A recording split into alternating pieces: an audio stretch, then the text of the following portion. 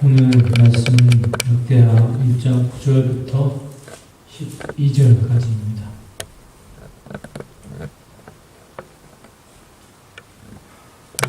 여러분이 9절과 11절을 읽으시고 제가 10절과 12절 읽겠습니다. 시작. 주님, 이제 나의 아버지 다윗에게 하신 말씀을 그대로 이루어 주십시오.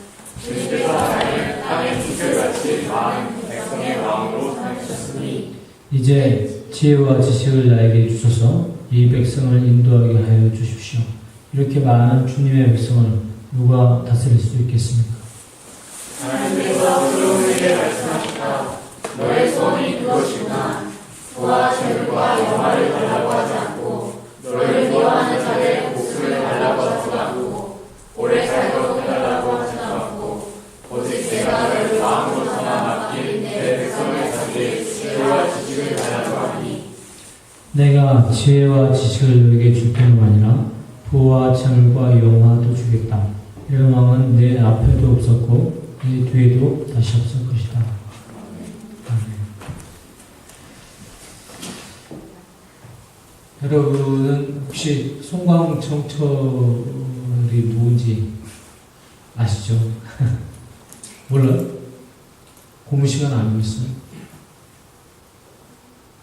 대학 입학 시험에 빠지지 않고 나온 관동별곡, 삼인곡, 송민곡, 그것의 저자죠. 그에게 어느 날 한 사람이 찾아와서 하소연을 하더랍니다. 그 사람의 친구가 평소 건강이 좋지 않았는데 두 사람이 마주 앉아 말다툼을 하는 도중에 그만 그 병약한 친구가 갑자기 쓰러져서 죽었다는 거죠. 함께 있다가 한 사람이 죽었으니 의심을 안 받을 수가 없겠죠. 그래서 그는 정철 선생을 찾아가서 사연을 나누고 그 사연을 소적으로 적어서 좀 감명을 받고 싶었던 모양입니다. 정철 선생은 평소 그의 인품을 잘 알아서 즉석에서 소장을 바로 써줬다고 하네요. 그 내용은 이랬답니다. 아무리 독한 술이 곁에 있어도 마시지 않으면 취하지 않고 다 썩은 노끈이 곁에 있어도 손에 있어도 당기지 않으면 끓여지지 않는다. 이거 좀 내용이 이상하잖아요. 그래서 그 사람이 소장을 받아들고 읽어보다가 이건 영락없이 자신을 범인이라고 하는 거잖아요. 그래서 발끈해가지고 아유 어떻게 선생님이 저한테 이럴 수가 있습니까? 라고 말하니까 아이고 이 사람아 내가 자네 어떤 반응을 보이나 한번 시험에 왔을 뿐이네. 그러고 나서 이렇게 바꿨답니다. 기름 없는 등잔은 바람이 없어도 저절로 꺼지고 밤나무 얇아은 서리가 내리지 않아도 가을만 되면 저절로 떨어집니다. 사또도 이 사람이 소장을 이제 갖다 주니까 처음에는 이 사람 좀 의심했는데 그 소장의 내용을 딱 읽어보고서는 내용을 딱 읽어보고서는 아이고 이 사람이 죽을 때가 돼서 죽은 거구만 라고 말을 했대요. 같은 상황을 반대되는 두 가지 이 내용의 글로 표현한 문장과의 글솜씨로 산재도 되고 무죄도 되고 하는 것을 봅니다. 우리는 여기서 붓은 칼보다 강하다 라는 말이 그냥 나온 말이 아님을 생각해 보게 되죠. 그런데 즉석에서 사람을 살리기도 하고 또는 그 사람을 죽이기도 하는 역량은 사실 아무리 많이 배웠다고 해도 되는 게 아니죠. 아무리 많이 배운 사람이라고 그런 것을 써낼 수는 없을 겁니다. 송광정철에게도 아마 하나님이 지혜의 빛을 쫙 비춰줘서 그런 깨달음이 순간 나오지 않았을까 생각해 봅니다. 오늘 본문도 솔로몬이 하나님께 다름 아닌 하나님께서 주신 백성을 인도할 지혜와 지식을 달라고 하는 것이 주요 내용입니다. 사실 솔로몬은 다윗이 죽은 다음에 왕위를 굳건하게 하려고 아도니아, 형이었던 아도니아를 제거하면서 자신의 왕위를 위협할 만한 그런 인물을 없앴죠. 또 요압을 제거해서 분하엘을 군대장관으로 삼으면서 병권을 장악했답니다. 또 제사장 아비아들을 추방하고 사독을 그 자리에 딱 앉히면서 종교적인 대의명분도 얻었죠. 그리고 심의를 제거하면서 다윗 왕조의 정통성을 확고하게 다졌습니다. 그러나 한 가지 부족한 것이 있었으니 그것은 백성들의 사랑이 그것이었습니다. 아무리 나라를 다스린들 백성들의 신뢰가 땅에 떨어져 있으면 뭐 2메가바이트니 아니면 뭐 닭인 대가리니 나는 그닥 그렇게 달갑지 않은 천국이 벌어지는 것이 현실이기 때문이죠. 그래서 솔로몬은 하나님께 백성들을 다스릴 지식과 지혜를 달라고 합니다. 그런데 괴가 있는 예루살렘이 아니라 회막과 번제를 드릴 노수로 만든 제단이 있는 기브온에 가서 1,000번제를 드립니다. 소인지 양인지 그건 언급이 없으니까 우리가 단정할 수는 없습니다만 1,000마리라는 것은 정성을 다해서 드렸다는 그런 것을 상징적인 표현으로 볼 수 있죠. 또 열왕기상 3장의 표현을 드리자면 여러 군데 산당에서 제사를 드렸는데 기브온 산당이 가장 유명했던 곳이므로 거기서 제사를 드렸다고 그렇게 나옵니다. 제물 숫자도 그때까지 바친 제물이 총합이 1,000마리도 넘었을까 하고 그렇게 나오죠. 그러니까 우리는 제물의 숫자나 제사의 횟수에 연연할 것이 아니라 하나님께서 솔로몬의 정성을 보시고 그에게 밤에 나타나셔서 말씀하셨고 솔로몬은 다윗과 같은 아버지 다윗과 같은 백성들로부터 존경을 받는 그런 왕이 되고자 백성들을 다스릴 지식과 지혜를 달라고 하나님께 요청했다는 사실을 누리게 받을 것입니다. 그런데 우리는 앞서 언급한 열왕기상 3장에서 솔로몬이 바랬던 내용을 눈여겨볼 필요가 있습니다. 왜냐하면 지식은 인간의 노력으로 어떻게든 습득이 되는 거잖아요. 지식은. 그렇지만 지혜는 하나님께서 주시지 않으면 얻을 수가 없는 것입니다. 거기서 보면 솔로몬은 하나님께 지혜로운 마음을 달라고 이야기하는데 그 이유는 백성들을 바르게 재판하기 위해서입니다. 하나님이 보시기에 이것보다 더 아름답고 더 좋은 그런 요구가 있었을까요? 부와 자물과 영화나 장수 또 원수의 목숨 그런 것을 바라는 것이 아니라 하나님 자신이 소중하게 생각하는 백성들을 잘 다스릴 백성들의 고충을 듣고 그것을 잘 다스릴 지혜를 달라고 하니까 얼마나 대견했겠습니까? 그런 솔로몬은 역대기 기자의 눈에는 태평성대를 구간 역사상 가장 위대한 왕 중에 한 명이 되었음이 틀림없습니다. 역대의 어느 왕들을 본들 레바논의 백향목이 셰펠라 평원에 있는 이스라엘 셰펠라 평원에 있는 뽕나무처럼 흔하게 그렇게 돌아다니는 시절이 있었겠습니까? 아니면 은하고 금이 돌같이 흔한 그런 시절이 있었겠습니까? 그런데 그런 모든 것의 시작이 역대하 1장 1절의 표현대로 하나님이 그와 함께 계시며 하나님께서 그를 높여주셨기 때문입니다.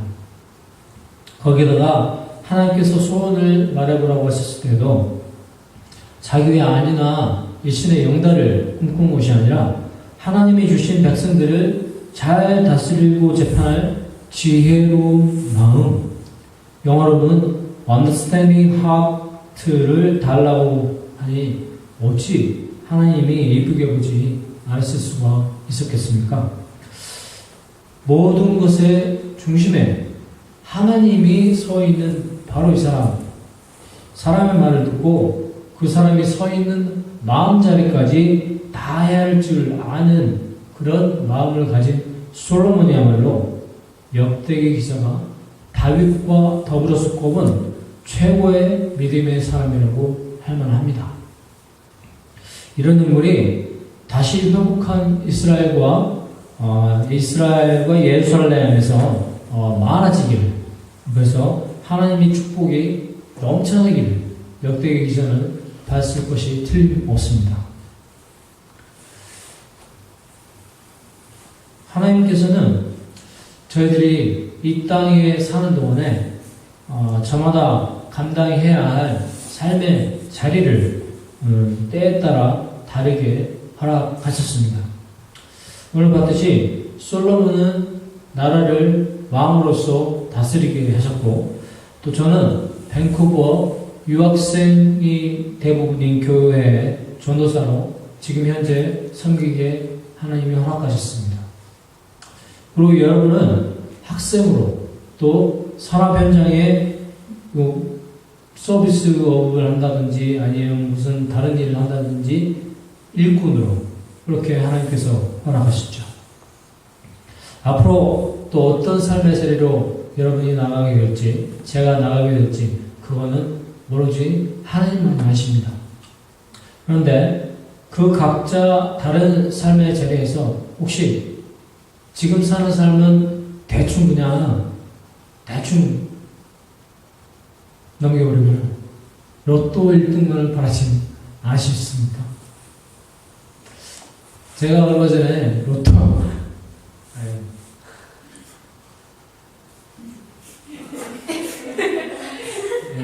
로또를 샀었는데 한국에 전화했더니 저희 형님께서 무슨 꿈을 꿨는데 그 꿈을 내가 너한테 얘기해 주니까 꼭 로또를 사라고 말하는 거예요. 그런 말은 그렇게 했지만은 혹시나 하는 생각에 로또를 샀습니다. 로또를 샀더니 어떻게 딱 당첨이 된 거예요. $20가. 총 $11 투자했는데 $20를 벌었으니까 아주 굉장히 많이 부럽던 거죠. 근데 참 제가 하나님을 믿는 사람으로서 그런 걸 했다는 사실이 굉장히 좀 저를 부끄럽게 만들었습니다. 그래서 회개를 했는데,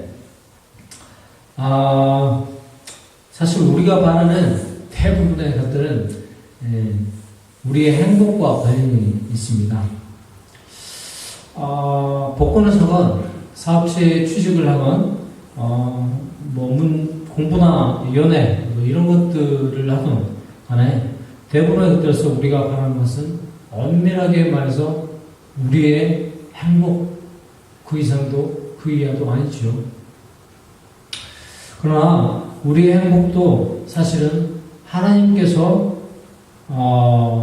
주시는 것, 하나님에게서 비롯된다는 것이 어거스틴의 대명주입니다. 한 가지 물어보겠습니다.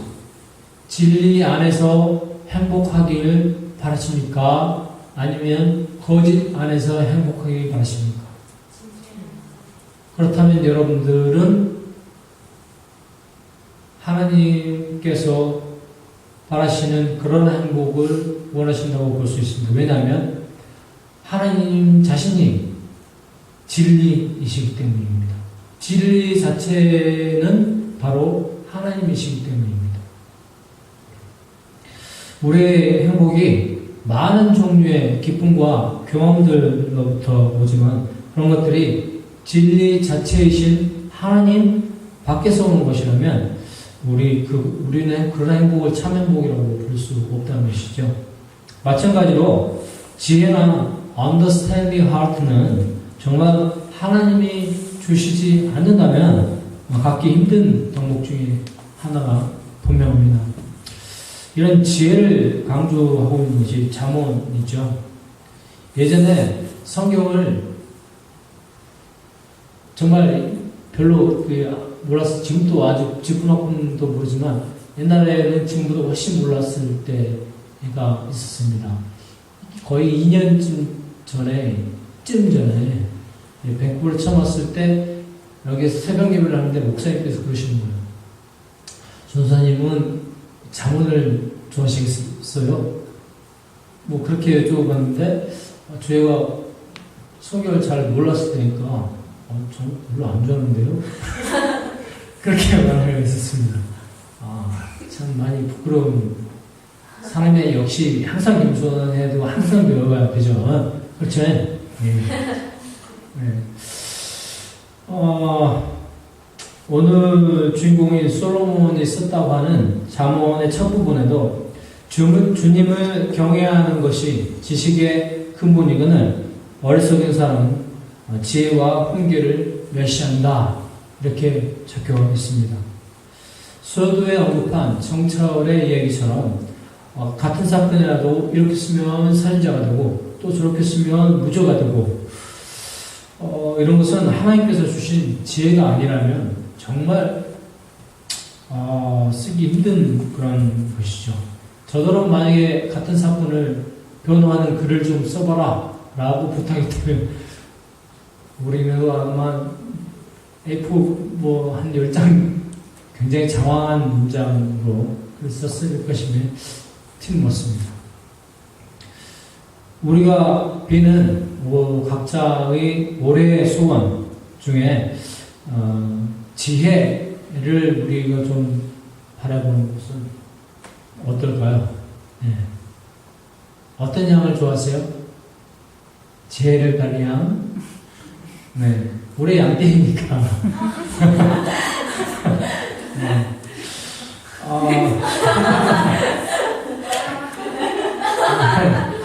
하나님께서는 우리로 하여금 살아가는 삶의 자리에서 승승장구하시기를 바라십니다. 그런 것은 상대방을 잘 이해하는 습관에서 비롯되죠.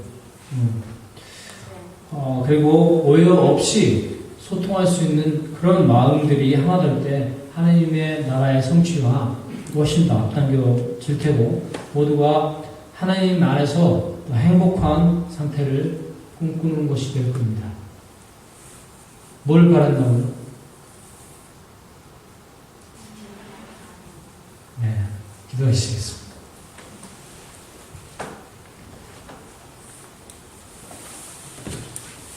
하나님 아버지 감사합니다.